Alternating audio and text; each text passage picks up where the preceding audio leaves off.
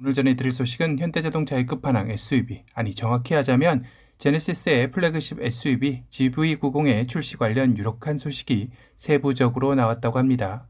어떠한 내용들이 나왔는지 하나씩 살펴보도록 하겠습니다. 첫 번째로 제네시스 GV90의 이름으로 확정된 것인데요. 원래 GV90으로 알려져 있는데 무슨 소리인가요? 하실 겁니다.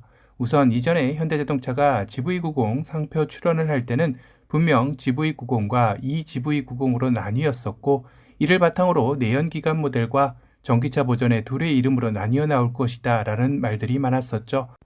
물론 출시도 가솔린 GV90과 전기차 이 GV90으로 나뉘어서 나올 것으로 말이죠. 이는 현재 G80의 경우도 일반 내연기관 모델은 G80, 전기차는 이 G80으로 이름이 나뉘어져 있기에 충분히 그럴 가능성이 있다라고 예측되었기 때문이기도 합니다. 그런데 올 초인 1월에 다시 한번 GV90으로 상표 출원을 하게 되는데요. 그리고 들린 소식으로 제네시스 플래그십 SUV인 GV90은 내연기관 모델 없이 그냥 순수 전기차로만 출시될 것이다라는 최종 소식이 들렸습니다. 결국 GV90이 이 GV90으로 나뉘어 차명이 나올 필요가 없어지게 된 셈이죠. 현재의 제네시스 GV60처럼 말이죠.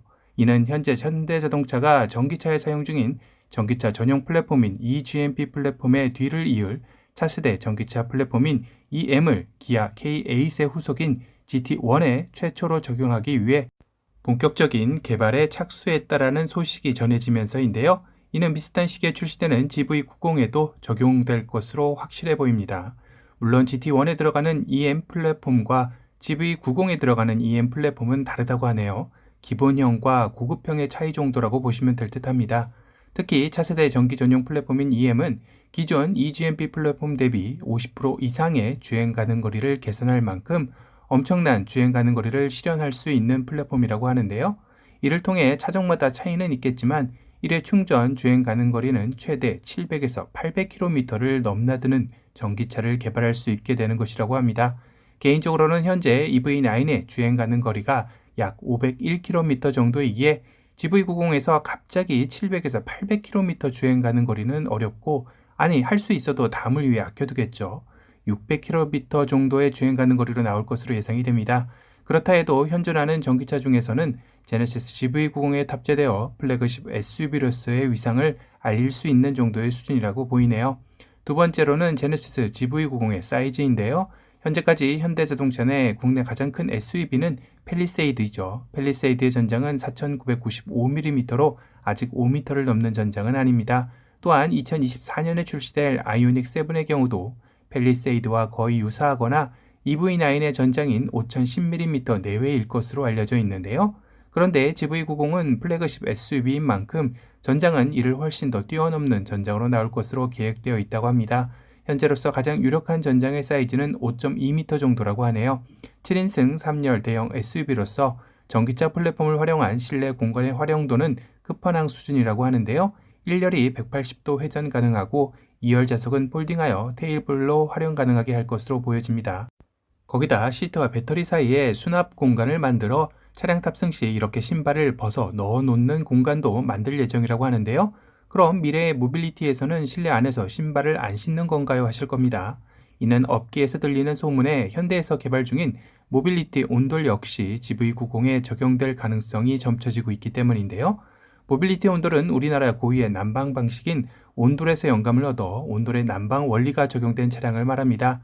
시트는 차량의 고전압 배터리에서 발생한 열을 단열재와 히트 파이프 등을 활용해 난방을 지원하고, 거기에 복사열을 활용한 실내 온도를 높이는 워머 기술까지 더해져 한층 더 아늑한 실내 공간을 구현할 계획이라고 하는데요. 특히 모빌리티 온돌에서는 시트의 조작 단계를 3단계로 구성해 기본 자세부터 릴렉스 자세 그리고 풀플랫 자세까지 구현할 수 있다고 하니 차량의 개념을 뛰어넘은 하나의 휴게 공간을 제공하는 또 다른 차원의 모빌리티 개념을 싣는다고 보면 될 듯합니다. 현대자동차는 이 모빌리티 온돌 시트 구조와 난방 구조를 이미 미국을 비롯한 아시아, 유럽 주요국에 특허를 출원하고 신차에 적용하기 위한 밑작업을 마쳤다고 하네요. 세 번째는 앞선 모빌리티 온돌과도 연계된 최신 시스템인데요. 바로 자율주행입니다. 우선 모빌리티 온돌을 갖추기 위한 차량의 베이스는 자율주행 시스템의 고도화인데요. 시트 구조에서도 보면 아시겠지만 차량의 탑승객은 운전을 별도의 조작 없이도 차량이 자율주행할 때 가능한 시트 구조를 보이고 있습니다. 이렇다는 얘기는 노심 자율주행 수준인 레벨 4 정도가 전제되어야 한다는 것이기도 한데요. 레벨 4의 개발 목표가 2024년임을 감안한다면 2025년 11월 출시 예정인 GV90에도 가능성은 열려 있다는 점입니다. 이는 현대자동차 내 개발 계획상 차세대 전기 전용 플랫폼인 EM의 개발 완료 시점 역시 2025년으로 같이 연동되리라 예상되는 부분이네요.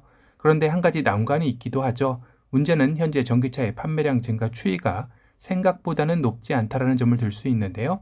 현대자동차 그룹 2023년 올 상반기 내수 친환경차 판매 대수가 20만 대를 넘어섰다라는 기사를 전해드린 바가 있었죠. 정말 무서울 정도로 성장세가 가파른데요.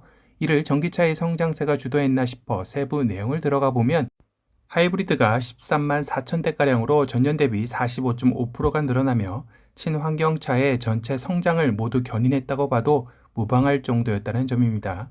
반면 전기차는 6만 4천 대 정도로 전년 대비 17.9% 증가했지만 하이브리드 모델에 비하면 절반도 안 되는 수치이기도 하죠. 이 점이 시사하는 바는 아직 국내 소비자들에게 전기차라는 것은 정부 보조금이 있다고 해도 가격이 고가이고 차종이 한정적이며 충전소 인프라의 확충이 부족하여 충전하는데 여전히 불편하다라는 점이 발목을 잡고 있다고 봐야 하는 부분이겠죠. 이런 점 또한 제네시스 GV90의 출시 시점에 있어 현대자동차가 고심이 많아지는 부분 중에 하나일 것이라는 생각이 들기도 합니다. 물론 혹자는 기아의 EV9이 사전 계약 8일 만에 1만 대를 돌파할 정도로 비싸도 상품성만 갖춘다면 충분히 승산이 있다라고 얘기할 수도 있습니다. 하지만 EV9의 경우는 현재 보조금 기준으로 50% 정도를 지원받을 수 있죠. 지자체별로 차이는 있겠지만 최소 300만 원에서 최대 800만 원 정도입니다. GV90의 경우는 시작가부터 1억을 넘고 풀옵시 1억 5천만 원 이상이라는 이야기가 나오는 만큼 전기차 보조금은 확실히 못 받는다라고 봐야 하겠죠. 전기차의 온전한 가격 그대로 다 사야 하는 것입니다. 결국 제네시스 GV90은 차량 자체만의 상품성으로 이 모든 걸 커버할 수 있을 정도가 되어야 한다는 것인데 과연 국내 소비자들이 국산차를 1억 5천씩이나 주고 살까라는 생각에 물음표가 생기기도 하죠.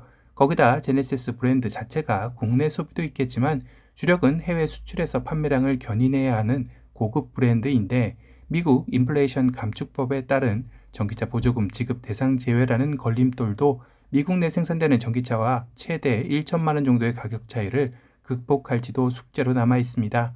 그렇다 해도 현대자동차 그룹으로서는 GV90의 출시 계획은 2025년 11월 정도로 잡고 있는데요.